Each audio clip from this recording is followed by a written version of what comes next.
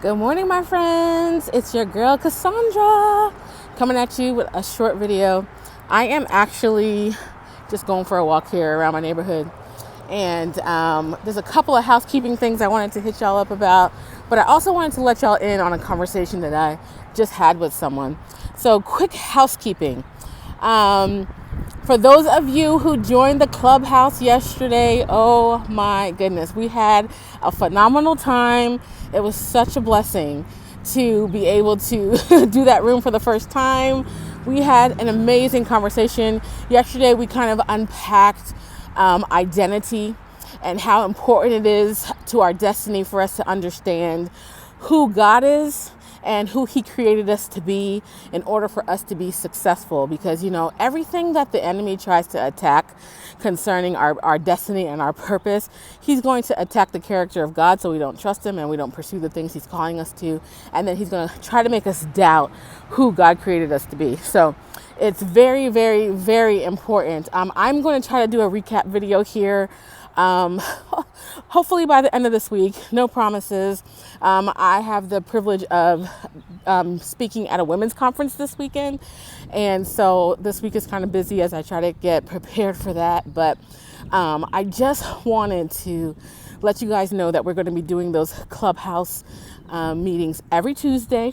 We're calling it Talk About It Tuesday at 8:30 a.m. And we're just going to be unpacking the different things in the Christian walk that tend to be a stumbling block to us, the things that tend to mess us up, tend to keep us stagnant. And so we're just going to go after those things and expose the lies of the enemy so that we can be victorious in all the things that God calls us to do. I mentioned that I'm going to be speaking at a women's conference this weekend. If you're one of those ladies that's going to be there at that conference, you may not want to listen to this video because I have been asked to come speak. One of the topics I'm going to be speaking on is rejection. And I just had a really interesting conversation with someone just about an hour ago. And it really touches on that whole topic of rejection. And I just thought it was really, really interesting because I was talking to someone and they asked me if I had heard from a mutual acquaintance. And I was like, no, I haven't heard from them. Like, what's up? And they were like, well, I tried to reach out to them a few times this week and even last week, and I just haven't heard back. And, those of you who know me, I'm not big into the gossip scene. I always brag about the no drama life that I lead. I have become an expert at establishing healthy boundaries, if you will, because life is too short for drama. Life is too short for nonsense. And so I feel like I've done like a really, really good job of just keeping nonsense at bay in my life. And the result of that has been having super quality friends and super quality people around me in a life of no drama.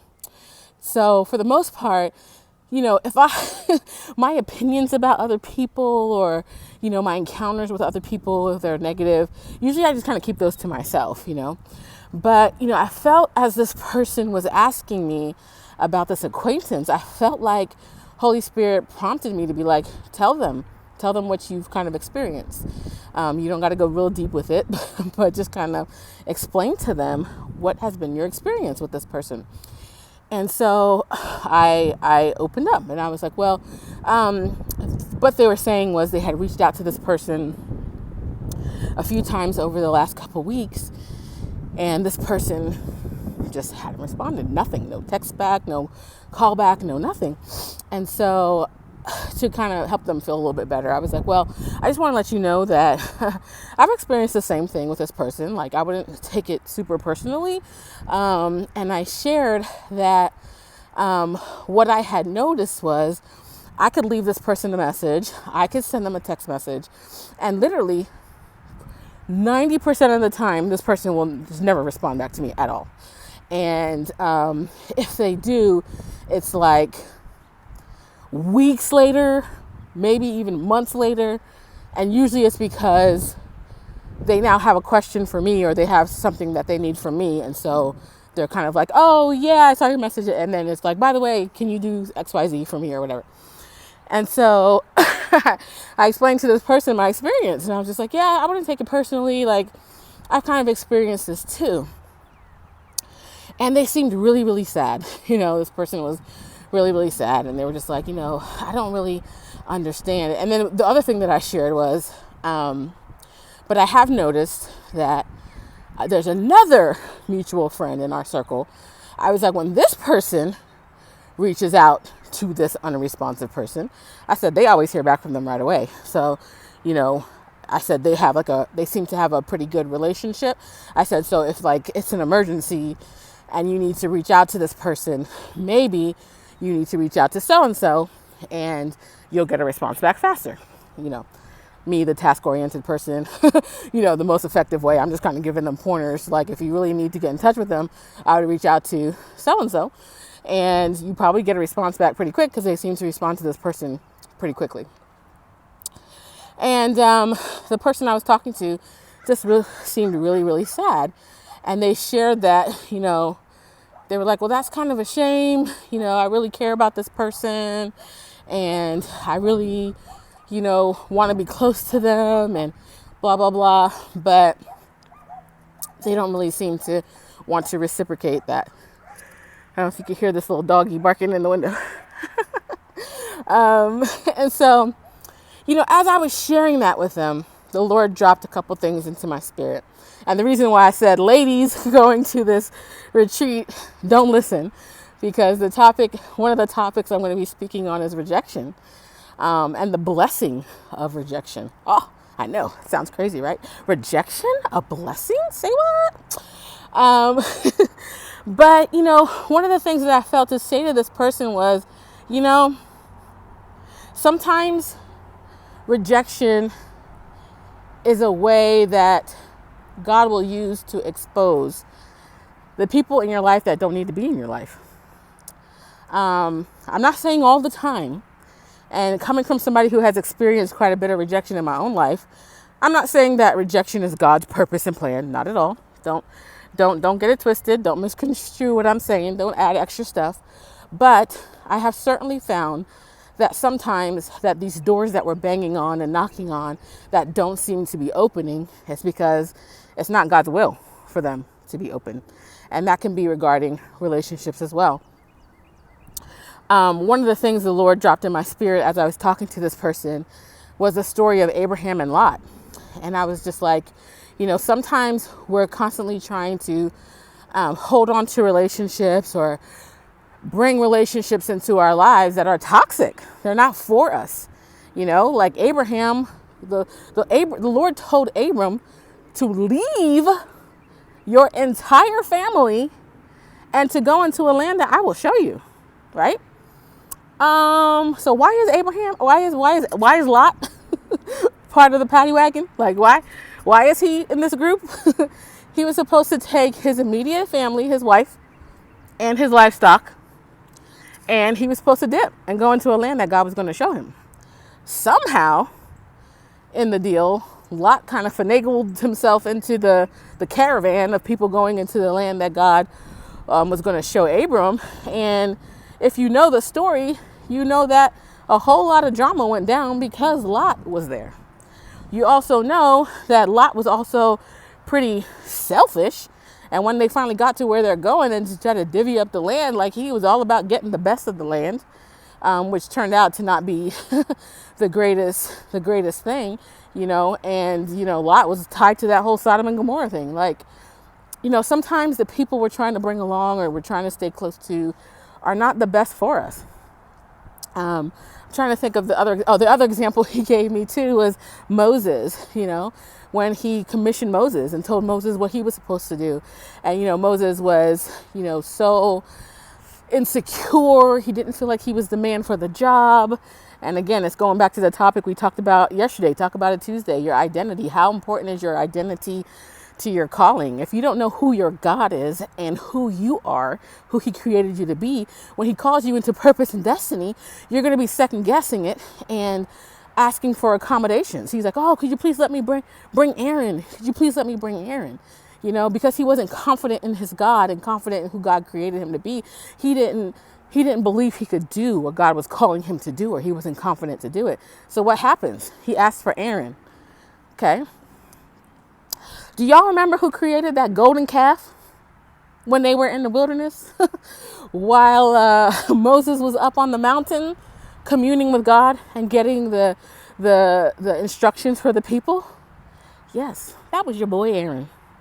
And just sidebar, like I always laugh at that story because, Moses comes down and of course he's like mad and he's like, what are y'all doing with your lives out here? I left y'all for 5 seconds. Well, it was more than that, but it was kind of one of those, like, I gave you one job to do, is to just make sure these people don't kill themselves. And y'all built a whole golden calf, a whole idol out here.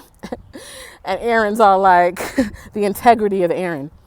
Oh, well, these people wanted a God, we thought you died. And, all the jewels they had just kind of fell into a pot. And then the golden calf just popped out. Come on now, Aaron, stop playing. But my point is, a lot of times when we're trying to hang on to relationships or hang on to people that maybe God doesn't have for you, like, it can be disastrous. I've shared before on a video last year, I think it was, where God was telling me, like, some relationships in my life were getting ready to shift. And, it's not that these people that he's removing are necessarily evil or they're shady and they're out to get me. It has nothing to do with it. Like, it just has to do with the fact that God tries to surround you with people who are going to help you to accomplish your purpose and your destiny. He's going to put people around you who are pushing you towards obedience and towards purpose and destiny. And, not everybody is qualified to go with you to your next level. It's as simple as that. It doesn't have to be a bunch of drama and, all these conspiracy theories. It's just, this is not the right person for you. The same way as, if you're out there on the dating scene, just because you break up with somebody doesn't necessarily mean it's because they're an evil person or whatever. You realize they're not compatible with you. Like, if you're called to be in ministry and this person knows that, they just want to stay in their small town. They don't want to leave nowhere. They're not flying nowhere. You're called to international missions or something. And this person is like, nah, I'm born and raised in Alabama. I ain't going nowhere. It's like, that person is probably not the most compatible for you. And it's not because they're evil or they're lazy or anything is wrong with them. They're not compatible with the destiny and the calling that's on your life. And so, I just wanted to say that sometimes rejection can be a blessing in disguise, and it could be God's way of just clearing the way. It could be God's way of protecting you, for sure. But we just need to stop pursuing things that are shut doors. Now, don't get me wrong. If the Lord has specifically told you to pursue someone or to pursue a relationship, then by all means, you stay in touch with that person and you try to be a blessing in their life and you be a friend and all those things. But we have to let go of the stuff that we're trying to hang on to. Like, it's baggage, it's heavy burdens. And, I didn't say this to the person that I was talking to today, but like a thought that I had was, this person obviously does not value you as a human being, as a person, as a friend. And so therefore, why would you be trying to hang on to somebody who doesn't value you, who doesn't even respect you enough to like return your phone calls and respond to your text messages? So, I think that's it. I just want to say, like, God is for you. He loves you. He wants to surround you with people who love you and are for you as well. And if you're somebody who feels like, well, I'm hanging on to those people because those are the only people I've got, I want to challenge you to ask God for destiny helpers, for divine godly friendships, because He has those for you. He really does. He's a good Father. And He wants to surround you with people who love you, who are for you, or who are going to champion you to accomplish whatever it is that He has for you. So just a reminder, rejection can sometimes be a blessing in disguise. And let us just be committed to not hanging on to old relationships or relationships that have run their course, or basically anything that is not pushing us onward and upward, if you will, in the things that God is calling us to do. So I love you guys. Hope y'all have a fantastic day. And I will do my best to get the recap of the Talk About It Tuesday up here. Maybe I'll do that later on today. It was such a good discussion.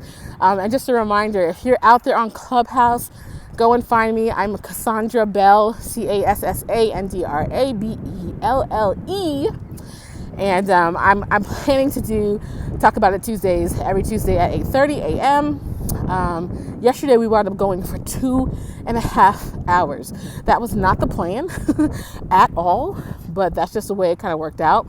I didn't have any other meetings afterwards, so it just worked out that way. But if you can pop in for 5-10 minutes, we would love to have you, and hopefully we'll see you there next week.